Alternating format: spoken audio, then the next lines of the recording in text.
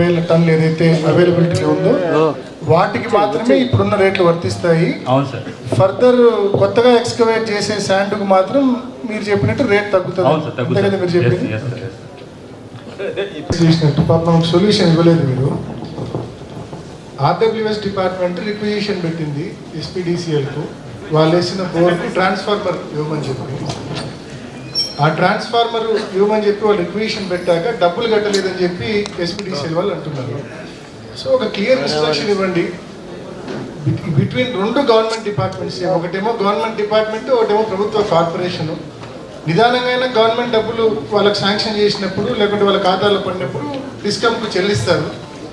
ఇవి ఆమె అడిగింది కూడా జెన్యున్ ప్రాబ్లం తాగునీటికి సంబంధించింది కాబట్టి ఇటువంటి విషయాల్లో తాగునీటి సరఫరాకు సంబంధించిన విషయాల్లో ఎటువంటి తాత్సారం లేకుండా వాళ్ళు రిక్విజిషన్ పెట్టిన వెంటనే పవర్ సప్లై కనెక్షన్ ఇచ్చే విధంగా మరి మీరు ఇన్స్ట్రక్షన్స్ ఇవ్వవలసిందిగా మిమ్మల్ని మనవి చేస్తాము. కానీ ఇప్పుడు రాజంపేట శాసనసభ్యునికి సమస్య వచ్చింది కాబట్టి ఆవేదన చెందుతున్నారు. గత 15 నెలలుగా పులివెందుల నియోజకవర్గంలో దీనికంటే ఘోరంగా నేను అనుభవించిన. ప్రభుత్వం ఉండే ఆహ్వాన పత్రికలో నా పేరు వేయని సందర్భాలు ఉన్నాయి. నాకు ఒకవేళ పేరు వేసినా నాకంటే మున్సిపల్ వైస్ చైర్మన్ ఎంత దారుణం అంటే మున్సిపల్ వైస్ చైర్మన్ పేరు పైన ఉంటుంది, మున్సిపల్ చైర్మన్ కింద ఉంటుంది, దాని కింద శాసనమండలి సభ్యుడు పేరు ఉంటుంది. కొన్ని పత్రికలు అయితే బేసేది కానీ లే. నేను ఆల్రెడీగా శాసన ఎథిక్స్ కమిటీకి ఫిర్యాదు చేసిన. అంటే అంత దారుణంగా కనీసం ఇన్ఫర్మేషన్ ఒక శాసనమండలి సభ్యుడికి, శాసనసభ్యులకు ఏమైనా ప్రతిపక్ష శాసనసభ్యుడైనా, శాసనమండలి సభ్యుడైనా, పార్లమెంట్ సభ్యుడైనా అందరికీ అయ్యే హక్కులే ఉంటాయి. అధికారమైన ప్రతిపక్షం అది వేరే విషయం. కానీ అధికారంలో ఉండేటప్పుడు ఒక రకంగా, ప్రతిపక్షంలోకి వచ్చినప్పుడు ఇంకొక రకంగా భావించడం కరెక్ట్ గా. అమర్నాథ్ రెడ్డి గారు చెప్పింది కరెక్ట్. గతంలో చేసిన తప్పులు కానీ మీరు తెలుసుకోండి. మీరు గతంలో చేసినారు కాబట్టి పునరావృతం అవుతాయి. గతంలో మీరు చేయకుండా జరగవేసి అంటే మీరు మస్తుగా చేసినారు. నేను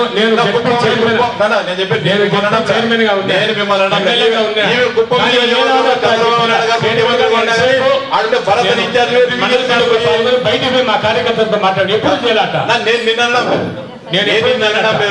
నువ్వు చేసినావని చెప్పడం. గతంలో కూడా అనేక సందర్భాల్లో సమీక్షలు చేసినారు. గతంలో అవమానాలు మాకు మీరు మాకు అప్పుడు నోటీసు తెచ్చుంటే ఖచ్చితంగా మేము ఖండించున్నాం. ఖచ్చితంగా ఎవరు చేసా తప్పే ఖండించాం అప్పుడు కూడా మేము. కానీ ఇప్పుడు కూడా నేను నా లా అండ్ ఆర్డర్ ప్రాబ్లం గురించి నా దగ్గరికి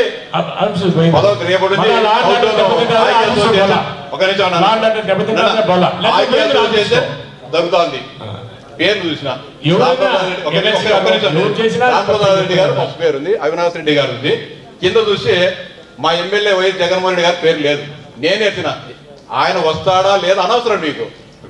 మా ఇన్ని పేర్లు రాసిన తర్వాత జగన్మోహన్ రెడ్డి గారు ప్రతిపక్షం అనవసరం. ఈ ఊర్లో జరిగేటప్పుడు ఈ ఊరి శాసనసభ్యుడిగా పేరు ఎందుకు నేను అడిగినా. నేను తప్పు చేస్తారు వీరని, తప్పు చేస్తే అడిగితే పొలం పోయి ఇచ్చినామని చెప్పిన.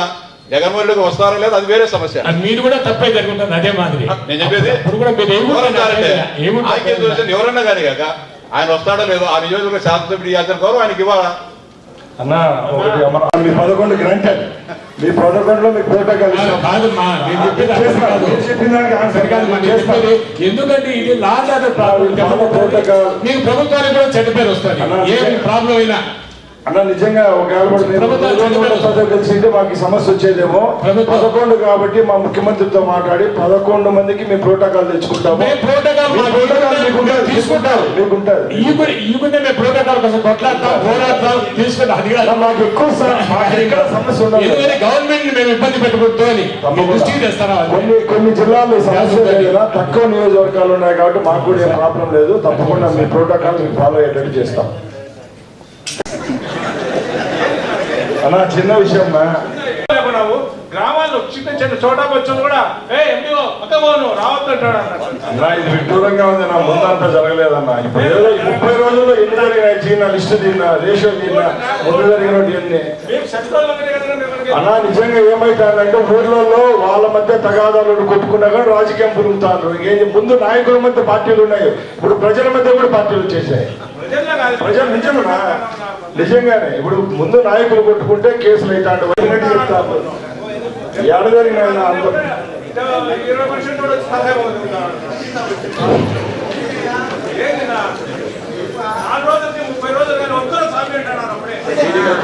కొండలు లేకుండా కొడతా ఉన్నారు.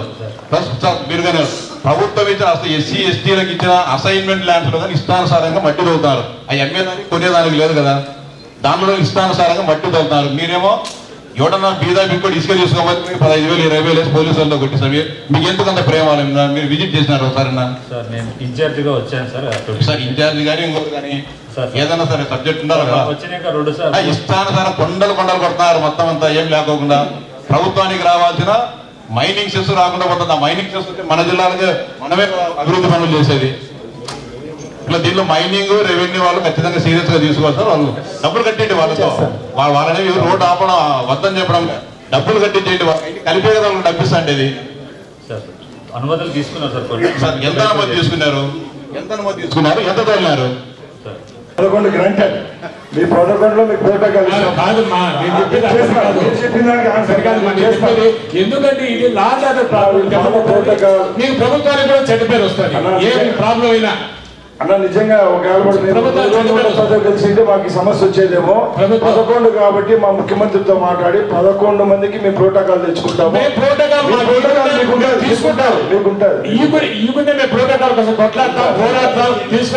మాకు ఎక్కువ సమస్య ఉండదు. గవర్నమెంట్ మేము ఇబ్బంది పెట్టుకుంటూ కొన్ని జిల్లాల్లో సమస్య లేదా తక్కువ నియోజకవర్గాలు ఉన్నాయి కాబట్టి మాకు కూడా ఏం ప్రాబ్లం లేదు. తప్పకుండా మీ ప్రోటోకాల్ మీకు ఫాలో అయ్యేటట్టు చేస్తాం.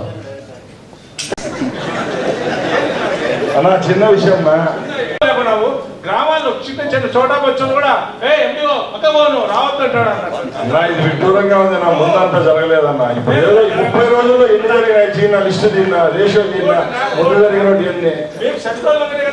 అన్నా. నిజంగా ఏమైతుందంటే ఊర్లలో వాళ్ళ మధ్య తగాదాలను కొట్టుకున్నా కానీ రాజకీయం పురుగుతారు. ముందు నాయకుల మధ్య పార్టీలు ఉన్నాయి, ఇప్పుడు ప్రజల మధ్య కూడా పార్టీలు వచ్చేసాయి. ప్రజలు నిజమేనా? నిజంగానే ఇప్పుడు ముందు నాయకులు కొట్టుకుంటే కేసులు అవుతాడు. వైనట్టు చెప్తారు. ఎడదరిగిన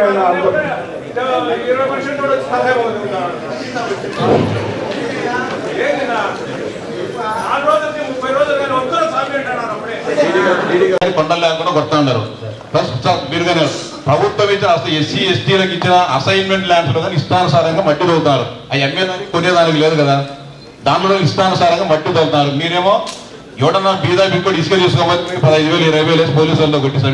మీకు ఎందుకు అంత ప్రేమ? మీరు విజిట్ చేసినారు ఒకసారి? సార్ నేను ఇన్ఛార్జిగా వచ్చాను సార్ ఇన్ఛార్జ్ కానీ ఇంకోటి కానీ ఏదైనా సరే సబ్జెక్ట్ ఉండాలి కదా. వచ్చినాక 2 సార్లు ఇష్టానుసారం కొండలు కొడుతున్నారు మొత్తం అంతా ఏం లేకోకుండా.